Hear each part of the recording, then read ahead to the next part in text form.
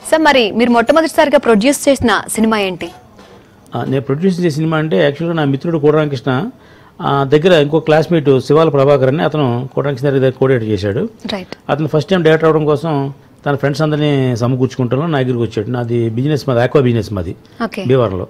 అప్పుడు నా దగ్గరికి వచ్చి బాబా 10 లక్షలు పెట్టు సినిమా తీద్దాం అంటే ఎలా అవుతుంది సినిమా 10 లక్షలు అంటే లేదు నువ్వు ఒకడు కాదు మనకి ఇంకా ముగ్గురు ఫ్రెండ్స్ ఉన్నారు అంతా కలిసి చేద్దామంటే సరే మన ఫ్రెండ్ ఎంకరేజ్ చేద్దాం చేస్తే నేను అతనికి ఇన్వెస్ట్ చేయడం జరిగింది. అతను ఇంకో 2 ఫ్రెండ్స్ని పెట్టుకుని అతను సినిమా తీశాడు. యాక్చువల్గా ఆ సినిమాకి నేను ప్రొడ్యూసర్ ఉండమన్నాడు. నేను భయం వేసింది ఎందుకంటే ఫస్ట్ టైం మనం 10 లక్షలు పెడుతున్నాము సినిమా అంటే 50 లక్షల కోటి రూపాయలు కావాలి ఈ ఫైనాన్స్ తేవటాలు సంతకాలు పెడతారని మనకి ఎందుకు నేను ఎగ్జిక్యూటివ్ ప్రొడ్యూసర్ ఉంటాను సంతకాలు నాకు వద్దు నేను ప్రొడ్యూసర్ ఉంటాను అని చెప్పేసి అతను చెప్పడం జరిగింది. యాక్చువల్గా అతనే ప్రొడ్యూసర్గా పేరు వేసుకుని సినిమా తీశాడు. దాని పేరు ఊహ అండి.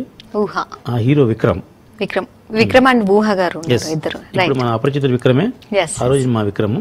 దాంట్లో ఊహ గారికి 2వ సినిమా అండి. మొదటి సినిమా ఆమె 2వ సినిమా మాది. దానికి మీరు ఎగ్జిక్యూటివ్ ప్రొడ్యూసర్ గా ఉన్నారు. ఎగ్జిక్యూటివ్ ప్రొడ్యూసర్ గా ఉన్నా. ఆ షూటింగ్ అంతా కూడా మా భీమవరంలో చేసాం. యాక్చువల్గా ప్రొడ్యూసర్ నేనే కానీ నేను ఎగ్జిక్యూటివ్ ప్రొడ్యూసర్ పేరు వేసుకున్నా. భీమవరంలో షూటింగ్ చేసాం. ఆ తర్వాత ఆ అనుబంధం మాకు శివాల ప్రభాకర్ నా క్లాస్మేట్ కాబట్టి ఆ అనుబంధంతో నేను ఇండస్ట్రీకి రావడం జరిగింది. ఓకే సార్, మరి మిమ్మల్ని ఇండస్ట్రీలోకి వచ్చిన తర్వాత బాగా ఎంకరేజ్ చేసి స్ఫూర్తి అయిన వారు ఎవరు? ఇండస్ట్రీకి వచ్చే ముందు ఏంటంటే యాక్చువల్గా ఎంఎస్ నారాయణ గారు మాకు గురువు గారు అండి. గురువు అంటే మాకు విజయనేకం గురువు కాదు కానీ మా ఊళ్ళో కాలేజీలో లెక్చర్ ఆయన. మాకు మంచి అనుబంధం ఉంది ఆయనతోటి. మా ఊహ సినిమాలు కూడా వేషం వేశారు. అప్పట్లో ఊహ సినిమాల వేషం మేము ఎంతో 10,000 20,000 ఇచ్చాం ఆయనకి. అంటే అంత బడ్జెట్లో వచ్చాం. ఆయన మనకు బాగా ఫ్రెండ్ నాకు. ఆయన ఏం చెప్పారంటే ఎవరే నువ్వు సినిమా తీద్దామనుకున్నావు కదా కొత్తగా ఇండస్ట్రీకి వచ్చిన వాళ్ళు మోసపోతారు అలా కాకుండా ఒక ఎక్స్పీరియన్స్ క్యాండిడేట్ దగ్గర ఉంటే ఇక సలహాలు అనుభూతులు ఉంటాయి కాబట్టి నువ్వు హైదరాబాద్లో నాకు 2 ఫ్రెండ్స్ ఉన్నారు నేను ఏదైనా పరిచయం చేస్తాన్నారు. ఒకరు మిస్టర్ సి కళ్యాణ్, రెండోది టీవీడి ప్రసాద్ గారు ప్రొడ్యూసర్ అండి. అప్పట్లో మౌలి గారితో చాలా సినిమా తీశారు ఆయన టీవీడి ప్రసాద్ గారు. ఆ టీవీడి ప్రసాద్ గారు అనుకోకుండా రోజు ఊళ్ళో లేదు దొరకలేదు నాకు సి కళ్యాణ్ గారు తీసుకెళ్ళి పరిచయం చేశాడు.